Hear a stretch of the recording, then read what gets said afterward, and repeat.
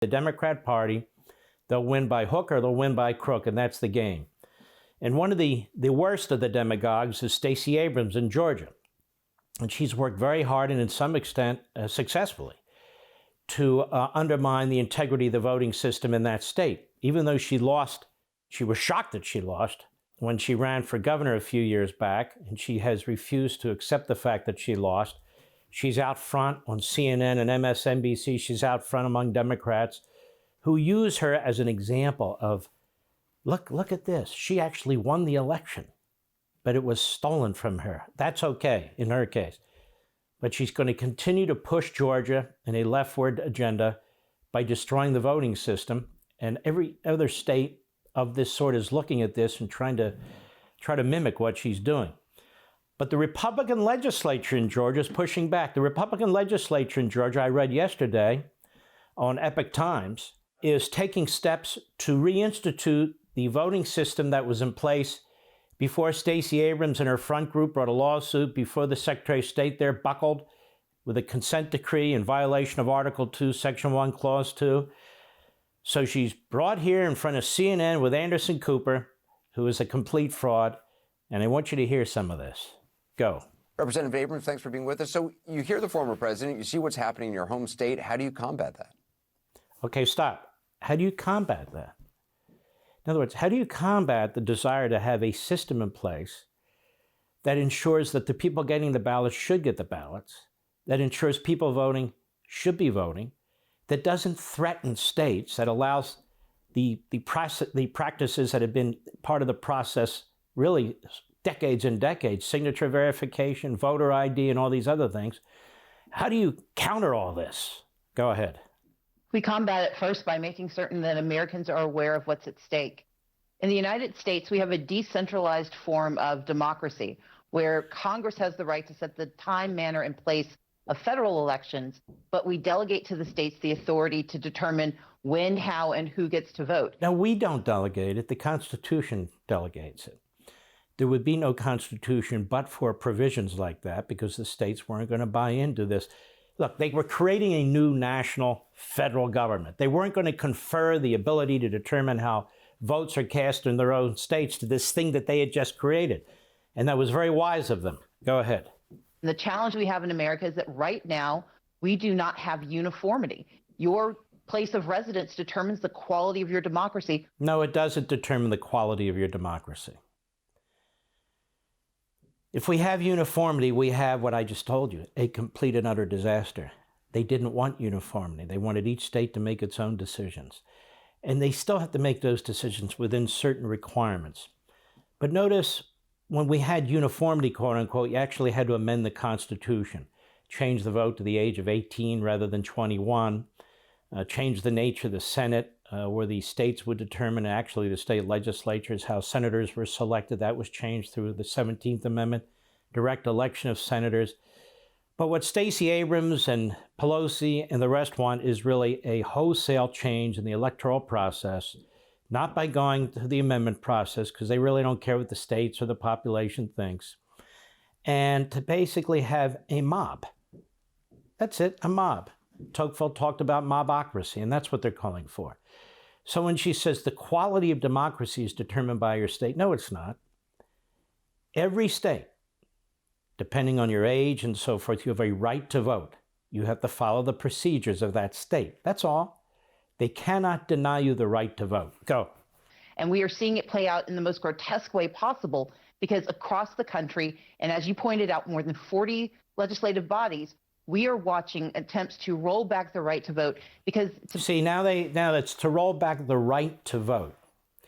So the massive mailing of ballots to lists that are inaccurate, with all that involves potentially illegal aliens, potentially individuals who are living in multiple states, multiple counties, all that stuff. She calls that rolling back voting rights. That's not rolling back voting rights. Whose vote is being taken from them? Because if somebody's vote is actually being taken from them, or the right to vote, they have a federal civil rights lawsuit. How many federal civil rights lawsuits are there, or even class action lawsuits of a sort, being brought because somebody's been denied the right to vote. That's not what we're talking about here. We're talking about this massive mail-in voting, massive distributing of ballots, no signatures, no voter ID. People who think that something untoward's going on are not allowed to speak. If you want to challenge what's going on, you can only go into one court in the entire country. So if you live in California or Alaska or somewhere, you can't go down to the federal courthouse in your capital or anything like that. You got to find a lawyer and go into Washington, D.C. And even there, if your lawsuit is similar to somebody else's, they all have to be brought together. They're trying to deny you access to a court. They're trying to deny the judges the ability to be independent and make rulings. That's that commission they've set up where the judges can be subpoenaed and have to testify in front of the commission. They don't care if the lists are accurate. They talk about voting of individuals. They don't talk about voting of citizens. This is a complete ruse. Go ahead. They are not fighting to protect elections. They're fighting to preserve their ability to win. Oh, I see. Fighting to preserve their ability to win. Is that what Republicans are saying? Do the Democrats not have the ability to win unless they completely destroy the system? Is that what she's saying? What is she saying? Is she saying that people in the inner cities, particularly minorities, don't know how to vote in person? Don't know how to absentee vote? What is she saying? Go ahead. Not what democracy is designed for. You do not get to rig the elections to the real election system to benefit your candidate. How is it rigging the election system when you tell people, if you can, we need you to vote in person? If you can't, you get an absentee ballot.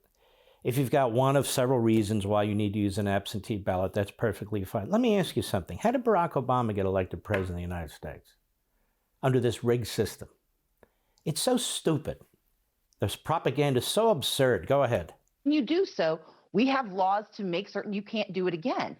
And what happened in 2020 was that we mitigated many of those laws that have been put in place since the evisceration of the Voting Rights Act that have made it hard. If you, as an individual voter, believe that you have been discriminated against on voting day or as a result of some voting regulation, you still have standing to bring a federal civil rights lawsuit against the state, the county, the city, or all of them. You still have a right to sue. The only thing that was changed was Big Brother in Washington was no longer necessary to oversee these states because these states had not violated the Voting Rights Act year after year after year after year. And the court said, okay, that's enough. So now she says they made all these changes because of the change in the evisceration of the Voting Rights Act. They didn't make any changes. The changes were made by the Democrats who went into these states, who cherry-picked courts, who cherry-picked governors and secretaries of states, who brought lawsuits like one of her front groups did, in order to change the voting system, not to make it fairer, but to make it more fraudulent. That's not protected under the Civil Rights Act of 1965.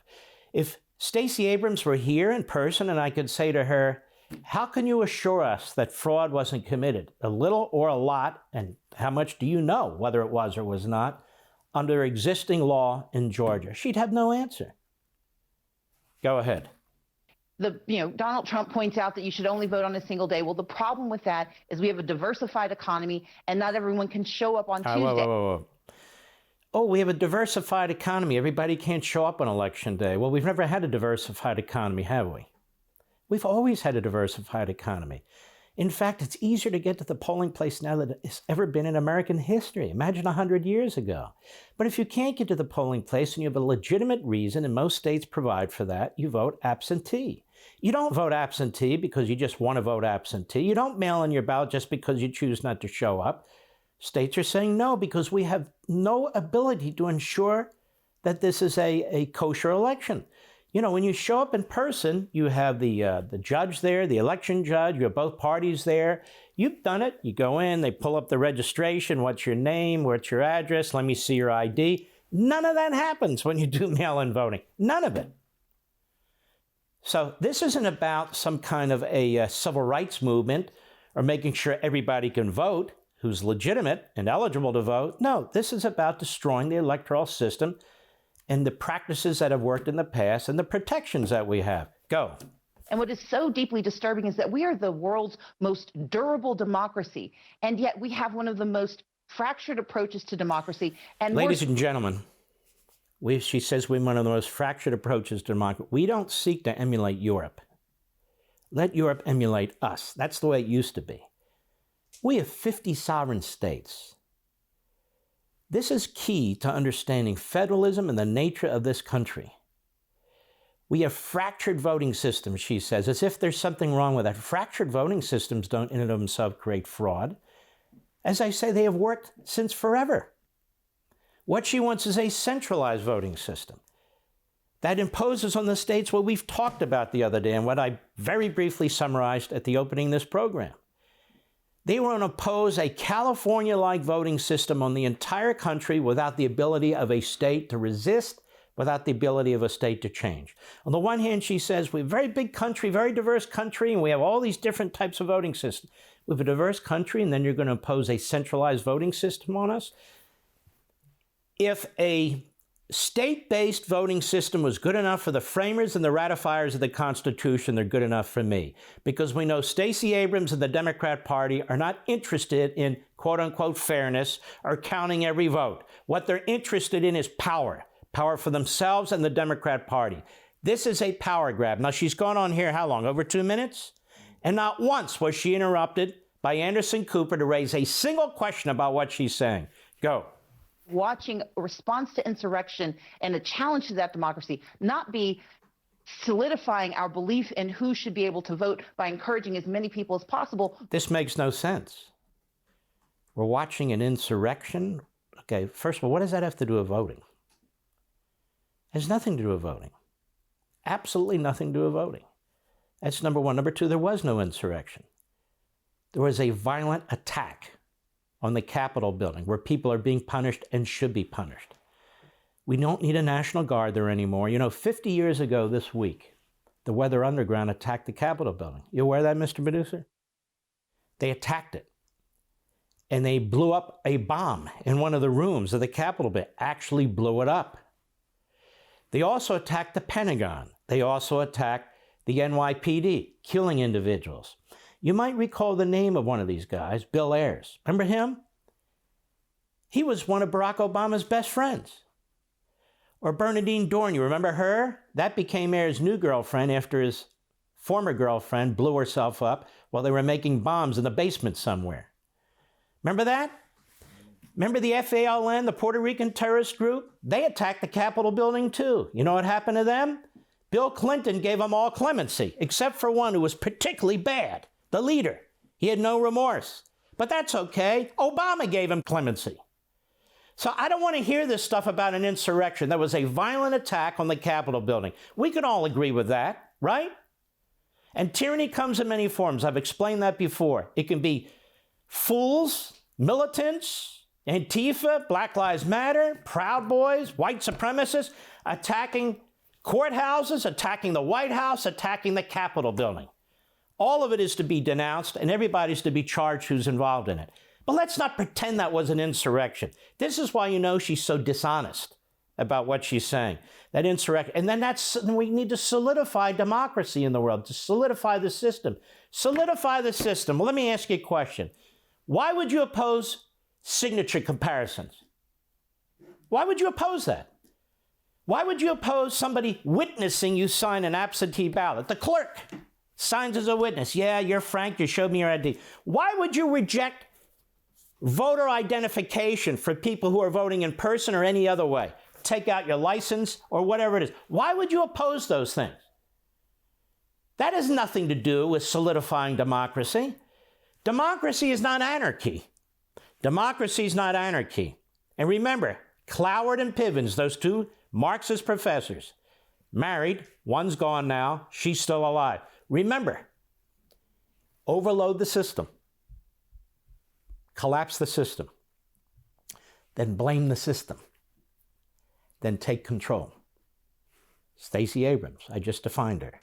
Want to see more? Sign up for LevinTV.